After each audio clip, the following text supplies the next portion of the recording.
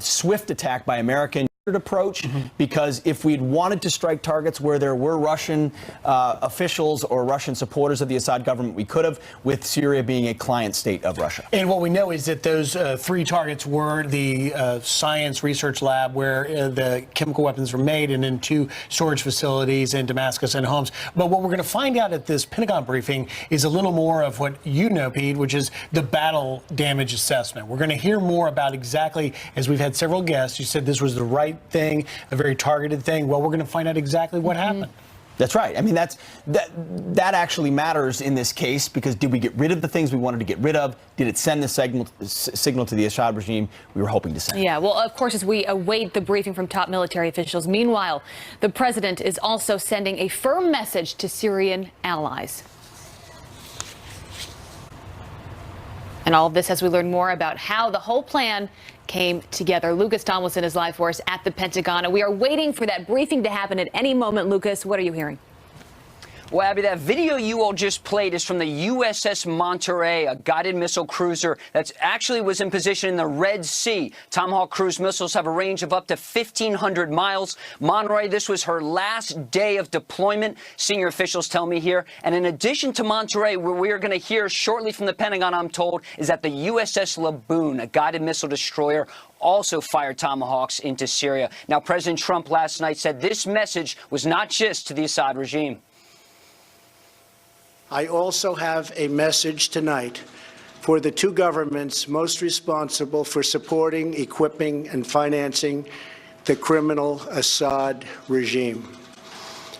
To Iran and to Russia, I ask, what kind of a nation wants to be associated with the mass murder of innocent men, women, and children? Right now, this is a one-time shot, and I believe that it sent a very strong message to dissuade him, to deter him from doing this again. Last year, 2 U.S. warships struck Assad, but last night the United States was joined by British and French forces, hitting 3 targets associated with Assad's chemical weapons program.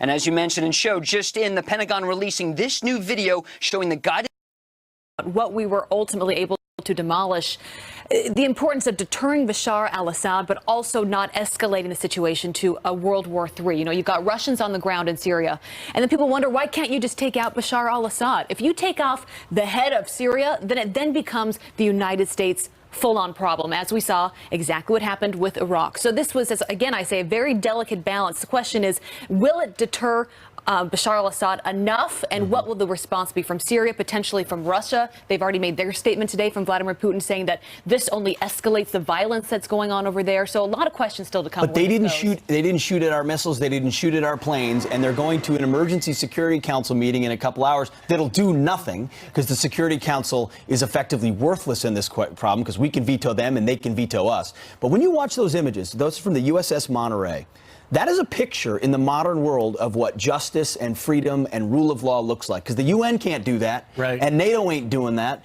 and a lot of other allies are not doing that. If we don't enforce these things, if we don't stand up to Russia and Iran, if we don't stand up to North Korea, no one else is going to. Right. So when you see President Trump do it, the rest of the world starts to follow. There's a reason the UK and France joined with us this time and not with Obama in 2013, because they know we will lead and take decisive action and tailor it very carefully with the advisors he has around him. You talk about striking that balance, and in the message 10, let's check in with Deputy White House Press Secretary Raj Shah. Raj, good morning. It must be very busy where you are over there. What has been the reaction this morning? Well, it's a very busy morning, and thanks a lot for having me on. Look, the president last night took very decisive, strong action and sent a clear message, not just to the Assad regime, but to Russia and Iran as well, that the use of chemical weapons will not be tolerated by this president and this administration. He targeted Assad's chemical weapons infrastructure, the 3 sites that you guys have been discussing this morning. This was to degrade the infrastructure that is necessary to research, build, construct, and eventually deploy chemical weapons. These are horrific agents used to target civilians. This is the kind of acts in war settings that have not been used in decades and really have been banned for nearly a century.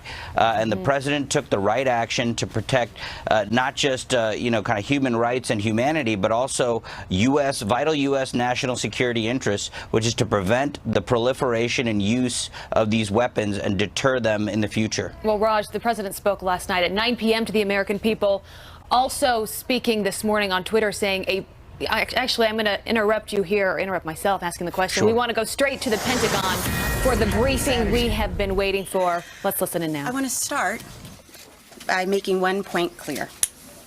The use of chemical weapons anywhere in the world is an inexcusable violation of international law, and the United States will not tolerate it.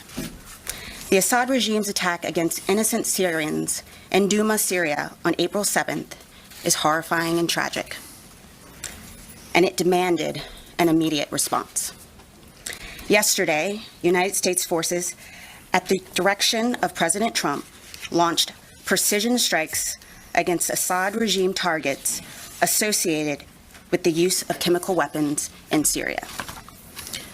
We launched these strikes to cripple Syria's ability to use chemical weapons in the future. We were joined by the United Kingdom and France, who demonstrated solidarity in addressing these atrocities. Americans are united in condemning Syria's inexcusable use of chemical weapons, which no civilized nation would tolerate. We are encouraged by the support we received from the senators and congressmen on both sides of the aisle. We are also extremely proud of the United States service members who carried out this operation last night. They demonstrated unwavering courage and commitment in their defense of the American people and the values and ideals our nation represents. This operation was carefully orchestrated and methodically planned to minimize potential collateral damage. I can assure you, we took every measure and precaution to strike only what we targeted, and we successfully hit every target. This operation does not represent a change in U.S. policy, nor an attempt to depose the Syrian regime. These strikes were a justified, legitimate, and proportionate response to the Syrian regime's continued use of chemical weapons on its own people. We do not seek conflict in Syria, but we cannot allow such grievous violations of international law. Our goal in Syria remains defeating ISIS by, with, and through the 70-nation coalition. But we will not stand by passively while Assad, backed by Russia and Iran, ignores international law. The Assad regime's actions in April 2017 and again on April 7th, 2018, show they have abandoned their commitments to the international community and resorted to illegal tactics against the innocent Syrian people. We call upon Russia to honor its commitment to ensure the Assad regime dismantles its chemical weapons program and never uses chemical weapons again. We support our diplomats who are working to set the conditions for the United Nations-backed Geneva process to succeed. And we look forward to working with the United Nations envoy to Syria, Staffan de Mistura, in an effort to maintain transparency. General McKenzie will now provide a detailed overview of the actual operations. General McKenzie. Thanks, Dana. Ladies and gentlemen, good morning. I'm going to spend the next couple of minutes just talking about the military details of the strikes that we executed last night. And could I get the first graphic up, please? As you've heard from the President of the United States and directly in this room from Secretary Mattis and Chairman Dunford, the United States, the United Kingdom, and France, 3 of the 5 permanent members of the UN Security Council, conducted a proportional, precision, coordinated strike in response to the Syrian regime's continued use of chemical weapons. This combined military strike was directed against 3 distinct Syrian chemical weapons program targets, and I'm going to show them to you in turn on the monitor behind me, and I think you have access to that information also. The 3 facilities are more appropriately were fundamental components of the regime's chemical weapons warfare infrastructure. Let's go to the first slide, please. The Barza Research and Development Center. Next slide. Pardon me. The Him Shinsar Chemical Weapons Storage Facility. And last, in the next slide, please, the Him Shinsar Chemical Weapons Bunker Facility, which is located about 7 kilometers from the previous Him Shinsar site. This strike aimed to deliver a clear and ambiguous message to the Syrian regime that their use of chemical weapons against innocent civilians is inexcusable and to deter any future use of chemical weapons. We selected these targets carefully to minimize the risk to innocent civilians. We're still conducting a more detailed damage assessment, but initial indications are that we accomplished our military objectives without material interference from Syria. I'd use 3 words to describe this operation: precise, overwhelming, and effective. Let's go back to the first Barza slide, please. Against the first target, the Barza Research and Development Center, which is located in the greater Damascus area, we employed 76 missiles. 57 of these were Tomahawk land attack cruise missiles, and 19 were Joint Air-to-Surface Standoff Missiles, or JASSMs. As you can see for yourself from the graphics, initial assessments are that this target was destroyed. This is going to set the Syrian chemical weapons program back for years. And you also note that we've successfully destroyed 3 buildings in metropolitan Damascus, one of the most heavily defended aerospace areas in the world. Next slide, please. Against the second target, the Him Shinsar Chemical Weapons Storage Facility, which is located in Syria just west of Homs, 22 weapons were employed: 9 U.S. TLAMs, 8 Storm Shadow missiles, 3 naval cruise missiles, and 2 Scalp land attack cruise missiles. So this target was attacked by all coalition forces. Our Tomahawks, the British Storm Shadow, and then the French missiles went against it as well. Against the third target, next slide, the Him Shinsar Chemical Weapons Bunker Facility, we deployed 7 Scalp missiles. Again, the initial assessment is that this bunker facility was successfully hit. I'd now just like to talk a bit about the specific platforms that were part of this strike. And let's go back to the first slide, please. The missiles that I've just described were delivered from British, French, and U.S. air and naval platforms in the Red Sea, the Northern Arabian Gulf, and the Eastern Mediterranean.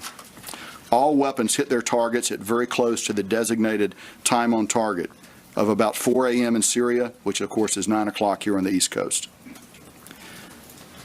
I'm going to give you a little more details now about the platforms. First, in the Red Sea, the Ticonderoga class cruiser Monterey fired 30 Tomahawk land attack cruise missiles, and the Arleigh Burke class destroyer Laboon fired 7 Tomahawks.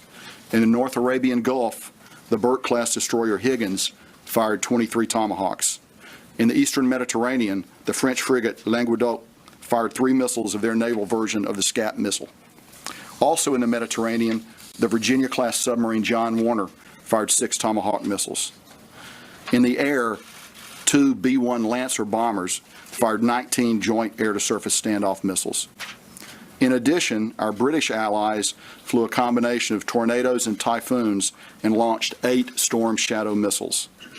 Our French allies flew a combination of Rafales and Mirages and launched 9 Scalp missiles. Taken together, and as you can see from the graphic behind me, these attacks on multiple axes were able to overwhelm the Syrian air defense system. It's also important to note that we flew a variety of defensive counter-air, tanker, and electronic warfare aircraft in support of these operations. None of our aircraft or missiles involved in this operation were successfully engaged by Syrian air defenses, and we have no indication that Russian air defense systems were employed. We are confident that all of our missiles reached their targets. At the end of the strike mission, all our aircraft safely returned to their bases. We assessed that over 40 surface-to-air missiles were employed by the Syrian regime. Most of these launches occurred after the last impact of our strike was over. It is likely that the regime shot many of these missiles on a ballistic trajectory. I mean by that, without guidance. and we assessed that the defensive efforts of Syria were largely ineffective and clearly increased risk to their own people based on this indiscriminate response. When you shoot iron into the air without guidance, it's going to come down somewhere. By contrast, the precise nature of our strike and the care which our allied team planned and executed significantly reduced the risk of collateral damage to civilians. In summary, in a powerful show of allied unity, we deployed 105 weapons against 3 targets that will significantly impact the Syrian regime's ability to develop, deploy, and use chemical weapons in the future.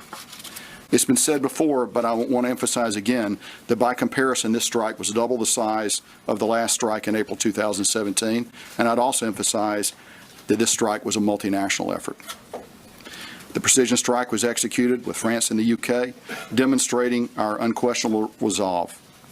I'd like to close by noting that since the strike, we have not seen any military response from actors within Syria, and we remain postured to protect our forces and those of the coalition should anything occur. Dana, back to you. So with that, we'll take your questions. Bob. Thank you. General McKenzie, you said that you assessed initially that the attack cumulatively set back the Syrian chemical weapon program for years. Can you elaborate on that? Ms. White said that it was intended to cripple it. Can you be more specific Sure, about that? I think Were there we. any civilian casualties, sir? Well, as of right now, we are not aware of any. I'll answer that part first. As of now, we're not aware of any civilian casualties. Now, I would also note, and as I said in my prepared remarks, the Syrians shot 40 large missiles into the air last night. Those missiles came down somewhere, and so we should just recognize that's a part of this. That's a part of this equation too. But we don't. Right now, we have no reporting of any civilian casualties against any of the targets that we struck, and we'll continue to look at this closely as we go ahead. So, very briefly, the first part of your question, particularly the Barza facility, is a core site for them, and as you can see from the graphic, it does not exist anymore. And we believe they've lost a lot of equipment, they've lost a lot of material, and it's going to have a significant effect on them. So I think the words cripple and degrade are good, accurate words. Tom. Secretary Mattis said last night he was pretty convinced that chlorine was used. He's still waiting on sarin. He also said he was confident that the Syrian regime mounted these chemical attacks. What evidence do you have of both, of chlorine and of the Syrian attack? And also the OPCW is on the ground now. They're collecting information on that.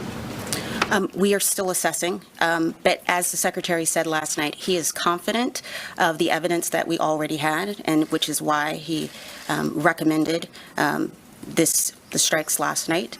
But we are still assessing and getting details, and we can provide more details once we have them. Well, can you give us a sense of what evidence you do have?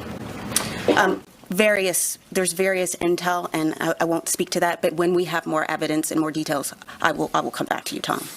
Barbara. For both of you, first, General McKenzie, could you speak about in Barza and these other facilities, are you convinced there were chemical agents inside at the time of the strike? How did you mitigate not having a dispersal of a chemical agent cloud? And Dana, yesterday the president talked about the possibility of a sustained response. And the Secretary last night spoke about this being a single strike at this time. Could you help people understand, is there a difference there? What are they both talking about? But for both of you, please. Sure. I'll start, Barbara. So as we look at each of these targets, we have a variety of sophisticated models, plume analysis, other things to calculate the possible effects of chemical or nerve agent being in there. In relation to the Barza target, yes, we assessed that there were probably some chemical and nerve agents in that target. However, we believe that by the way we attacked it, the attack profile that we used, the way our weaponeers looked at it, we were able to minimize that. And so I just leave it at that. You'll be able to judge over the next few hours the results of that, but we believe that we successfully mitigated against the fact that there are illegal and unauthorized weapons at these sites. Just to interrupt very briefly, are you doing any post-attack air sampling to see if there was any dispersal? We look at the target through a variety of means. Okay. And Dana? And with respect to his comments, I think the operative word is, the words were "at this time." What happens going forward has everything to do with the Assad regime. We sent a very clear message last night, and we hope that he heard it. Joe.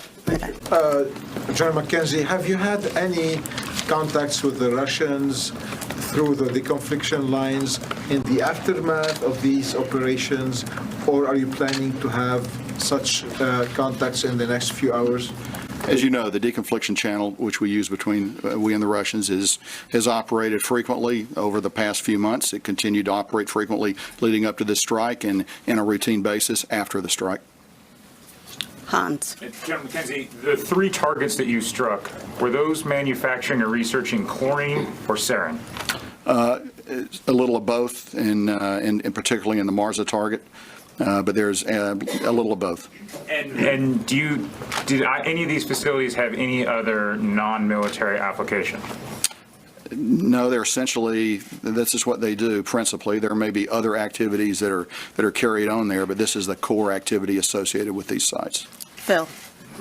You said that none of the Russian air defenses were not turned on. How do you explain that? Was there an agreement? I'm sorry, I didn't say the Russian air defenses were not turned on. I said they weren't employed. Weren't employed, I'm sorry. Was there an agreement with the Russians that they would not employ their air defenses? And then also, you said that the Syrian air defenses did not have any significant impact on the operations. Is that to say that there was no interception of any of these missiles that were fired? Sure. So we did no coordination, no agreements with the Russians before the strike. It's important to know that. We deconflict. We do nothing more than that. And I want to say that to the best of our ability to determine at this time, no Syrian weapon had any effect on anything that we did. Tara. Thank you.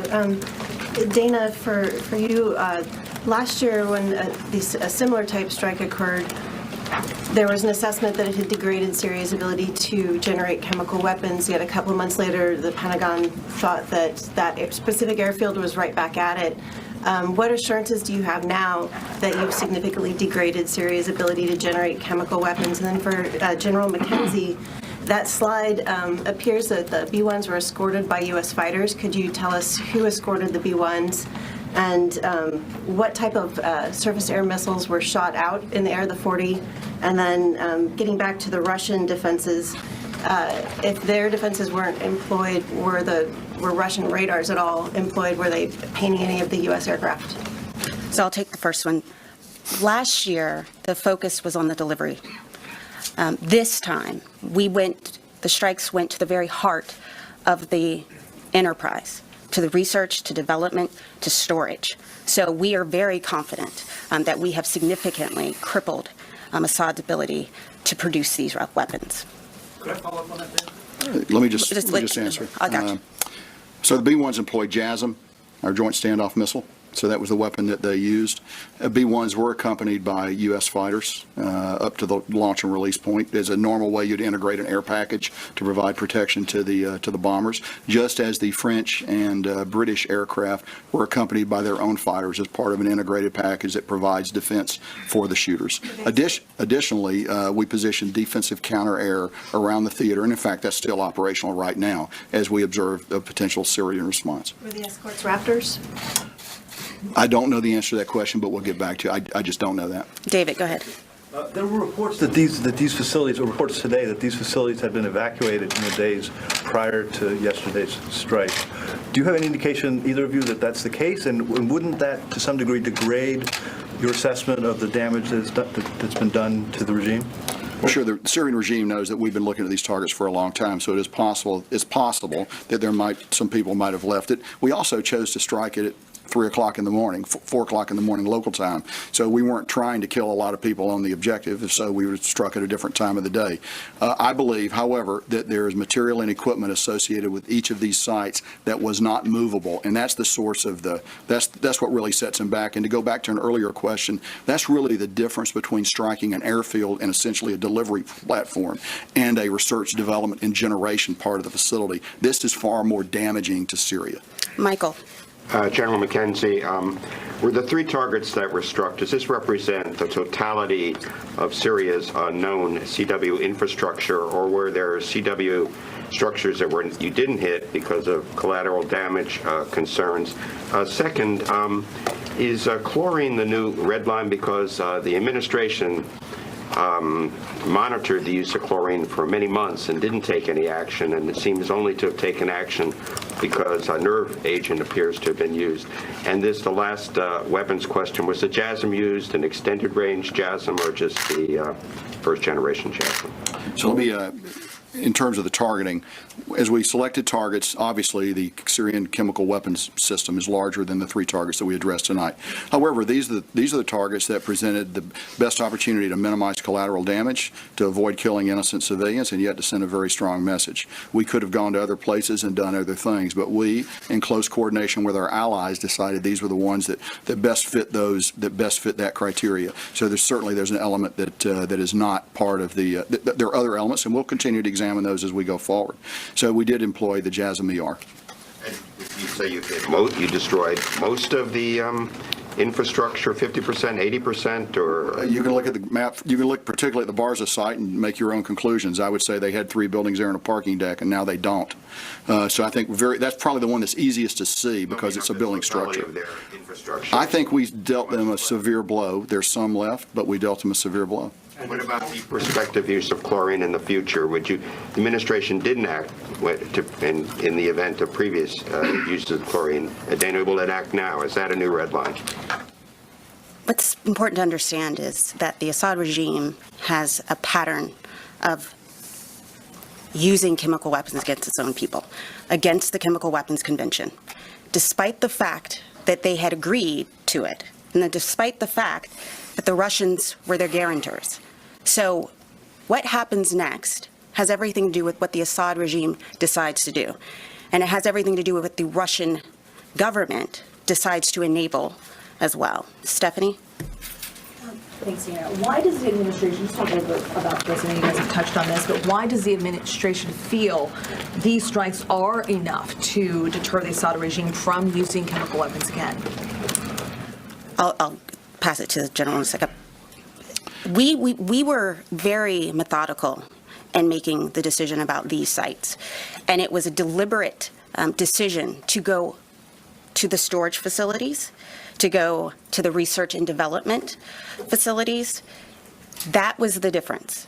We think by doing this was very successful, and we are confident that we've significantly degraded his ability to ever use chemical weapons again. One more. And what kind of response should the Assad regime expect from the U.S. if they were to use chemical weapons again? One, I think it's very important to remember that that this represents 3 permanent members of the UN Security Council who did this. The UK and France are our oldest allies. This is about values. We did this because it's intolerable for any civilized nation to tolerate the use of chemical weapons. Thank you. Missy. Thank you. I just have one follow-up on Michael's question for you, General, and a question for you, Dana. General, can you just, to press you a little bit on the chemical weapons program, can you give us an idea of, with this, should the American public understand that this is a minority of the existing chemical weapons programs? Is this more than half? Is there any way you can give us a better sense of the scale of what these 3 sites represented? Also for you, General, how long did the strike last? How many minutes, hours? And Dana, for you, can you just comment on, to put this a little bit in the context of the broader civil war? I know that the U.S. policy is not to get engaged in the civil war, and that the objective is to get to a negotiated settlement eventually. But, we have this significant military response to chemical attacks that in this instance killed an estimated 45 people. At the same time, the Assad regime has continued to use conventional means to attack women and children, civilians repeatedly using barrel bombs and other means. Can you just talk about that? How should people understand the difference in the response to these more isolated chemical attacks and the ongoing conventional attacks by the Assad government on its own people? It is clear to everyone that the Syrian people have suffered for too long. And it's why we are 100% behind the UN-backed Geneva peace process. And we encourage our allies and partners in the region to also help facilitate that conversation. We have a new UN envoy, and this is an opportunity to really put real steam behind the process. But our mission in Syria remains the same. It is to defeat ISIS. It is not to be involved in the civil war. Christina. So, Sorry. It's Christina, I'm sorry. There you go. Missy, so your two-part question. First, we believe that by hitting bars in particular, we've attacked the heart of the Syrian chemical weapons program. Now, I'm not saying that they're not going to be able to reconstitute it. And I'm not saying that it's going to continue. But this has dealt them a very serious blow. So I think that's the core of what I'm saying. Second point is, how long did the attack last? As you know, an operation like this has many, many elements. From a 0-400 time on target, which all our missiles impacted within a minute or two of that time, really several hours before you begin to launch tankers, you begin to launch intelligence aircraft, you begin to do a variety of things. Probably a couple hours before would be the period of maximum intensity for the mission. That's when you're beginning to spin and launch the TLAMs from the ships. That's when your other aircraft are beginning to get to the point where they're going to release their missiles. But the operation actually many hours before in order to just get set up. Christina. What would trigger another wave of coalition attacks? Are we talking another chemical weapons attack or retaliation? And do we expect any retaliation either from the regime, the Russians, or the Iranians? I can't speculate on what could happen, but what I will tell you is that we took action, and what happens next is the decision of Assad. And also, do we expect any kind of retaliation? So I can't speak to that, but I can tell you that we're ready for it. We're postured both in the region and globally. We're on the balls of our feet, and we're ready for anything. Tony. General, a couple questions. One, was this the least extensive of all the options that were crafted? Can you give us a feel for how many options were put together, and was this the one that would meet at the least amount of damage? So I would tell you that we can't comment on options we present to the president. That's a choice he makes, so I'm not going to be able to discuss that. I will tell you that of all the options, carefully looked at ways to minimize collateral damage. You balance always minimizing collateral damage against getting maximum effect. These are three targets that seem to hit the sweet spot and do that. One follow-up. What impact did the very public prelude to this attack have on military planning in terms of enveloping in maybe a 21st century bodyguard of lies, in terms of deception on ship movements? What impact did it have on possibly launch accesses of the aircraft or ships used? We were all focused on the Donald Cook, and the Donald Cook wasn't used. Can you give some sense of that? Sure. If I could build on your bodyguard of lies comment, the truth is it had no effect on military planning. It had no effect on military planning. David. Yes. Okay. David Martin. I heard you say that the strike put more steam behind the Geneva peace process. How does this help bring peace to Syria? The UN, we have been very clear about the fact that we fully support the UN-backed Geneva process. Sochi has failed. Our focus remains defeating ISIS. It is not to get involved in the Syrian civil war. We call on all nations, and I think the demonstration of our allies, France and the UK, helping us, demonstrates that we are serious about the fact that chemical weapons use is intolerable, it's inexcusable, but we will remain committed to the 70-nation coalition to defeat ISIS. But how does preventing the use of chemical weapons affect the outcome of the Syrian civil war? It affects it by, again, demonstrating to the world that this is a heinous regime. This is a regime that murders its own people daily. We, yesterday, with the help of our allies, addressed the fact that they continue to use chemical weapons against their own people. We continue to hope and urge, and we're confident that the UN process will move forward. But our mission remains to defeat ISIS. There is still work to be done, and we will do it. Right here and right here. I'm going to ask three quick questions.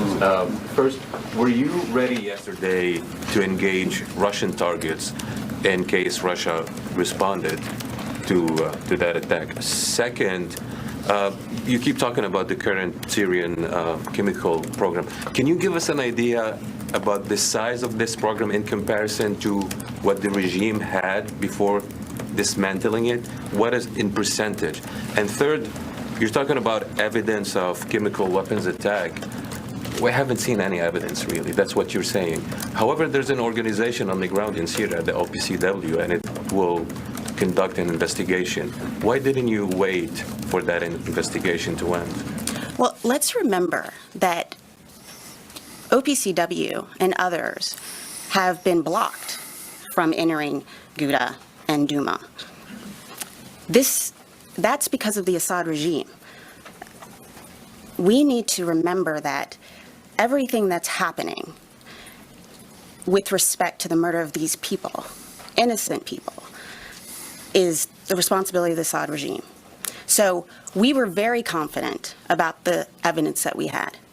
And it was clear. And the Secretary said yesterday, he was very confident about the intelligence as well as the evidence. And that's why we moved forward. Then the two other questions on Russia and the size of the Sure. chemical We have an active, effective deconfliction channel with Russia. It's been used months before this attack. It was used through this strike, and it's been used afterwards. And I'm not going to be able to comment on anything more specific on the that. size of the program, the current program that what the Syrian regime has now? Because you said like you made lots of assessment, you have a good idea, you have lots of targets. So in comparison to what the Assad regime I had would say before, there's still a residual element of the Syrian program that's out there. I believe that we took the heart of it out with the attacks that we accomplished last night. I'm not going to say that they're going to be unable to continue to conduct a chemical attack in the future. I suspect, however, they'll think long and hard about it after, based on the activities of last night. We have time for a couple more questions. Idris. Thanks, Dana. President Trump tweeted about an hour ago, mission accomplished, which, of course, historically has not borne out when the phrase has been used. And you're saying that if, you've left the option open for future strikes in case chemical weapons are used again. So could you sort of reconcile those two statements, mission accomplished and could be used in the future? And in terms of authorities, if there are other strikes, does Secretary have to go to President Trump, or has he been delegated the authority to carry them out as he sees fit? So to your first point, last night operations were very successful. We met our objectives. We hit the sites, the heart of the chem weapons program. So it was mission accomplished. Give me your second part. Second part is the authorities question. If there are future strikes, does the same process have to go where you go to the NSC and the PCC? What is the process now? As the Secretary said last night, the President has the authority under Article 2 to defend U.S. interests and national interests. And so I'm not going to speculate on anything that happens in the future, but this was a fully legitimate operation. Ryan. General McKenzie, did the chairman of the Joint Chiefs, General Dunford, did he communicate with General Gerasimov in the days or hours leading up to this strike? And then, in addition, do you assess that this has actually fundamentally changed the military balance of the Syrian civil war, or is the Assad regime maintaining its advantage?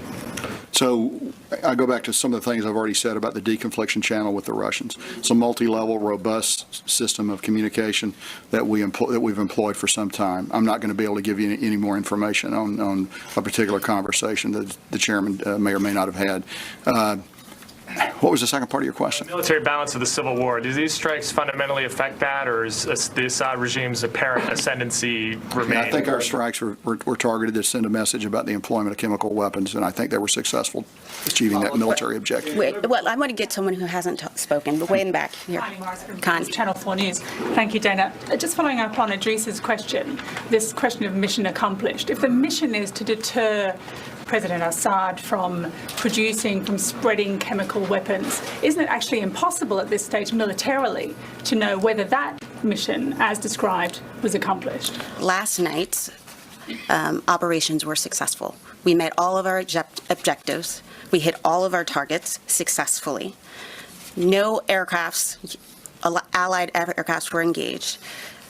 It was a successful mission. What happens next depends on what the Assad regime decides to do. Right over here. Thanks, Patrick Tucker, Defense One.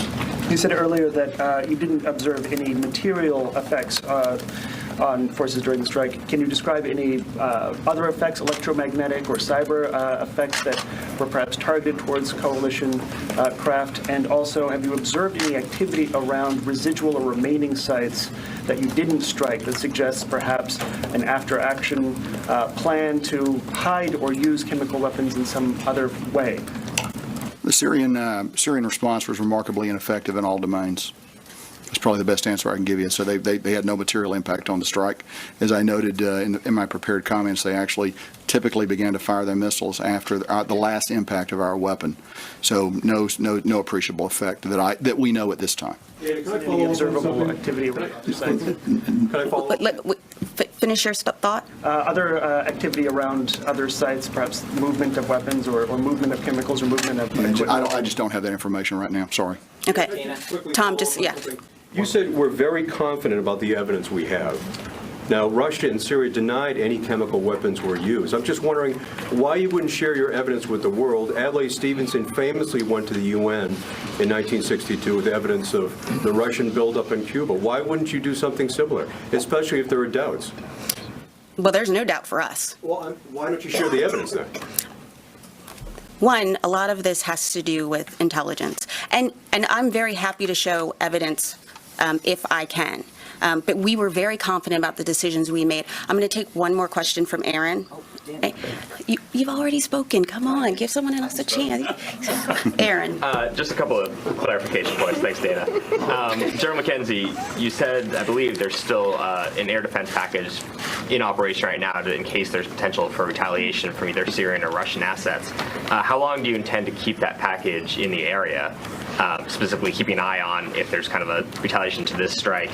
And then during the strikes last year, a couple of the TLAMs, I believe, failed, just not because of interference, but they just failed. Were there any weapons that didn't make it to their targets this time? None of our Tomahawks experienced any problems. What about the air-launched weapons? I don't believe so. No. And your last question, we typically keep DCA over deployed forces in eastern Syria. So typically we've got aircraft up over them. So this would, as we open in time from the event going forward, the commander will continually readjust their air defense posture that we've got. Right now it's robust, and we'll keep it robust for a while. Then we'll make adjustments just based on our observations of the environment.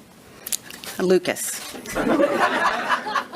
General, the Syrian government is saying they shot down over a dozen Tomahawks. Are they lying? And what Syrian military units did you strike? And for the people at home, can you explain this deconfliction? You say you didn't coordinate or give a heads up to the Russians, but you said you deconflicted.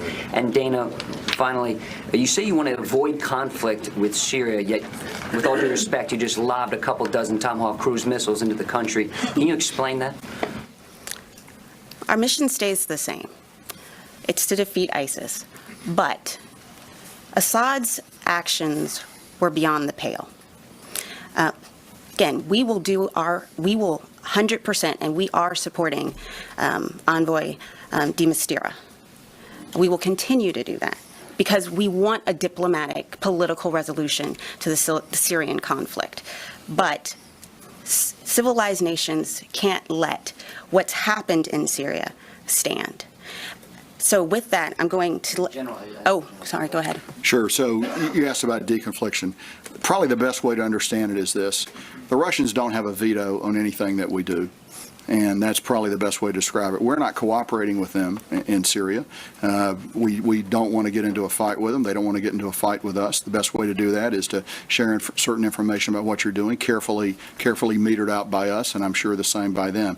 But we're not cooperating with them, and they have no veto over what we do. At the same time, we owe it to our servicemen and women and those of our coalition partners to do the best we can to simplify the environment in which we're going to fight. So the deconfliction mechanisms allow us to do that. As to the last part of your question, I can't help you with what the Syrians are saying or not saying. What I'm telling you is what actually happened. And on that point, as Secretary Mattis said last night, the Russian disinformation campaign has already begun.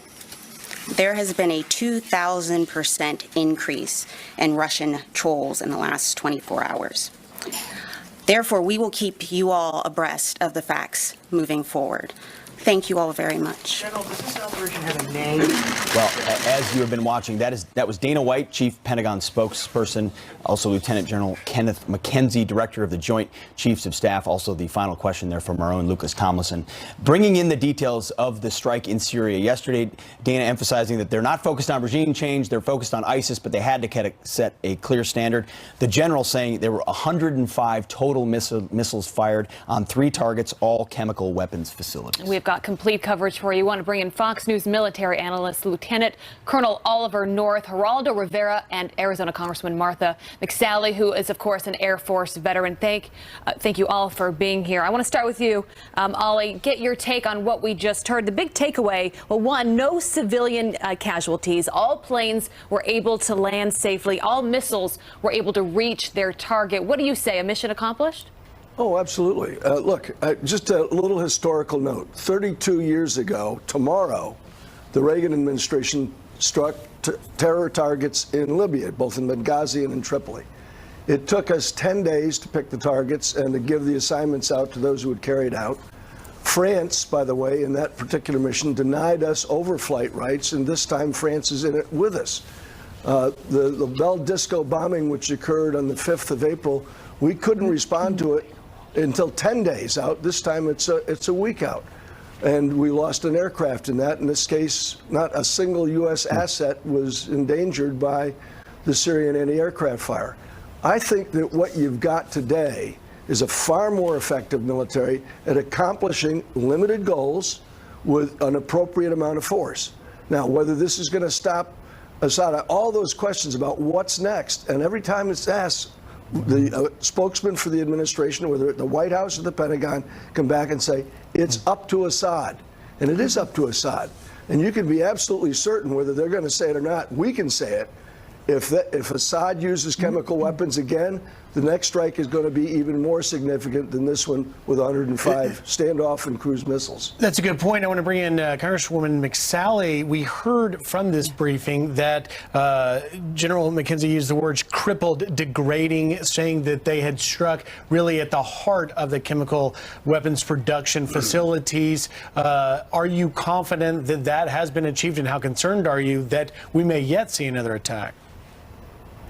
Well, look, I just want to say I'm so proud of the men and women in uniform that were involved in this attack. Having planned and been involved in this in the past in the military, it took a whole lot of effort for them to be able to precisely hit these targets and do it in such an incredible way with such precision to go after them and to debilitate them.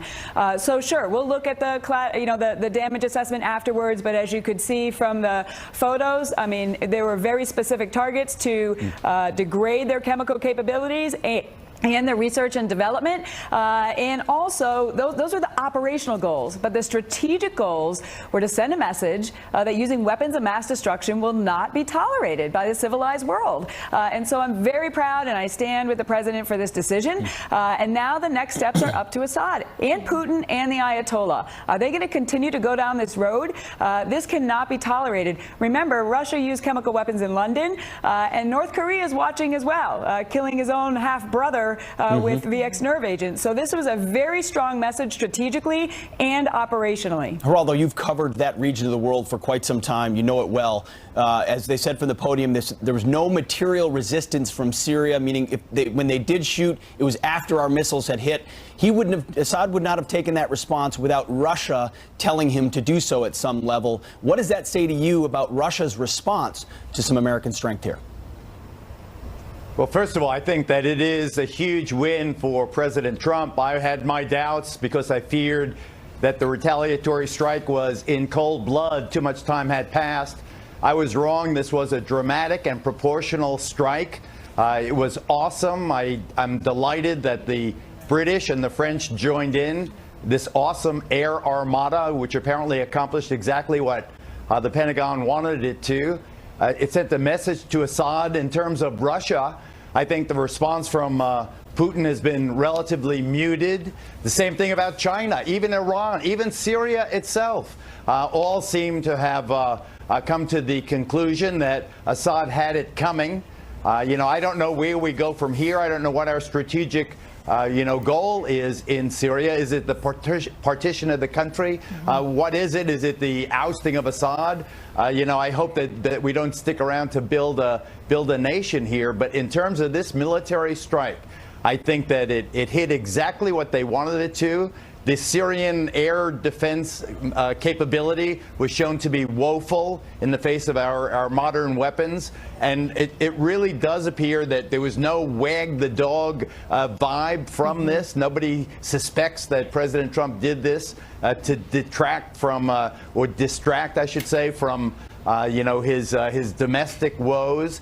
This was in every regard, I wouldn't necessarily say mission accomplished, but I will say that Assad crossed the red line. Trump said, don't cross the red line. If you do, you're going to be punished. I promise you, you're going to be hurt. And he was punished. He was hurt. And I applaud the president and our men and women in our armed forces. They've done a magnificent job. The Congresswoman and Colonel North are absolutely right. Ollie, not everyone agrees that this was the right way to approach this. You have a number of Democratic lawmakers, Kirsten Gillibrand, for example, who says there was no plan, there was no strategy, no authorization. You have served this country for so many years. How important is it at a time like this for the nation to come together to support what the president is trying to do here? And when they cross that red line, a dictator in another nation, that we act on that? Ollie. Was that for me? Ollie, that's to you. Oh, Ollie. Well, look, first of all, I want to go back to what I said at the beginning, and everybody's reinforced that. This was a limited objective, and an appropriate amount of force was used on it. The fact that we've got two other allies engaged in this thing, one of which 32 years ago wouldn't let us overfly France. We didn't ask France to join us in the attack on Libya. All we wanted to do was fly the FB-111s from England over France to attack Libya. Look at the world is standing with us on this idea that you cannot use with impunity chemical weapons against anybody. Certainly not civilians. And so I look at this, all those questions being asked about, can we believe the Russians? Look at the Russians lie about everything. How do you know they're lying? Their lips are moving. The idea that the Russians are going to tell the truth about anything in this thing is foolishness. And what I'm suggesting to you is what we ought to be focused on is the reaction of the Assad regime and their enablers on the ground in Syria. Forget the rest of it. They can scream all they want. But the bottom line is what's happening inside Syria right now to make sure that this Syrian civil war doesn't see any further use of those chemical weapons. Congresswoman McSally, if I could just interject real quick. So we are hearing from your colleagues, many Democrat members, saying that the president should have sought authorization. What do you say? Well, let me just say, in this environment, a lot of the Democrats are going to resist literally everything that the president does, and some of them are auditioning for president themselves. So that's not helpful. In this case, I believe the president had clear authorities under the Constitution, his Article 2 authorities, the War Powers Act, the AUMF. He had all the authorities he needed. Look, as soon as I landed last night, when I got back to Tucson, I had a phone call from an Undersecretary of State calling me with consultations to give us the information. We are in very close contact with the appropriate committees and the leadership. We will continue to be moving forward. But I think this is just another example of the Democrats resisting everything the president does and the hypocrisy of how they're treating him versus previous Democrat president. Geraldo, Ollie North pointed out how France treated Libya different than how they are now joining us. The same could be said of the UK. In 2013, President Obama effectively stood down on the red line, in large part because the parliament in the UK said we don't want any part of Syria. Now here they are, directly aligned with us, taking this stand on the use of chemical weapons. What does that say about President Trump's leadership and his approach in the world, and specifically to this problem? Well, it's obvious that I covered the Libya strikes over 30 years ago. And I remember that the contorted approach of our bombers was so prolonged that many in the news business knew that the strike was en route, and we voluntarily kept quiet about it until they were carried out, because we didn't want to endanger our airmen coming on those F-11s, 111s. But we have a situation here where clearly France, Britain, and the United States stood together. This was, again, a proportional dramatically effective attack. Where we go from here, I think, is a big question. I think it's irrelevant about the War Powers Act now and the whining from Congress. The fact of the matter is that Trump said he was going to do something, and he did it in a very, very effective way. There is a very, very big and profound question that I would love our government and the allies to ponder now. Are we going to partition Syria? Will there be a Sunni Syria and a Shiite Syria? What's the end game here? Will this force the parties to get together to negotiate some post-war Syria? Because Syria right now is an open wound, still bleeding refugees into Europe, still destabilizing the Middle East. But at least the president has made clear that weapons of mass destruction will not be permitted regardless of any political or military end goal. Right now, we say that red line means something, Assad. Dare you step over it again? We doubled the missiles from last year. This time, next time will be an exponential increase in the response. I really do think, despite skepticism from people like me, the president has done something that I believe he deserves credit for. Now, moving forward, these are the issues. These are the big stuff that we've got to consider as a country. That's why it's so annoying. It is so distracting to see stories of porn stars and playmates and so forth, Access Hollywood tapes. I mean, at what point did the American people rebel against the tabloid crap and focus on what is truly in the national interest? Ali, I want to give you the last word here. We've heard from Russia now condemning these attacks, saying this only escalates the violence worse. Where do you see things going from here, and what advice do you have for President Trump moving forward? Well, first of all, Syria is a totally failed state. The ultimate outcome is going to be a completely different map than we're looking at right now. And that's not going to be our determination. That's going to be the people on the ground working with others in the region. There are a lot of players in this. The most important message that was delivered last night wasn't just to Assad. It was also delivered to Tehran and Moscow. They are the enablers of this kind of activity. They're the enablers of prolonging this war. The Turks are big players in all of this. The fact that you've got Egyptians and Jordanians and Qataris and the United Arab Emirates and Saudi Arabia backing this measure shows that there's a momentum that's being created to help fix this problem and stop the atrocities that have been taking place inside Syria now for better than 6 years. This is a horrific war. It's got to end. Absolutely. Well, Oliver North, Geraldo Rivera, and Lieutenant Colonel Martha McSally, who was a fighter pilot as well in the military. Appreciate all your time this morning. Colonel, my goodness, I'm sorry, ma'am. I should always get that right. Thank you all for being, she does outrank me, that's for sure. For sure.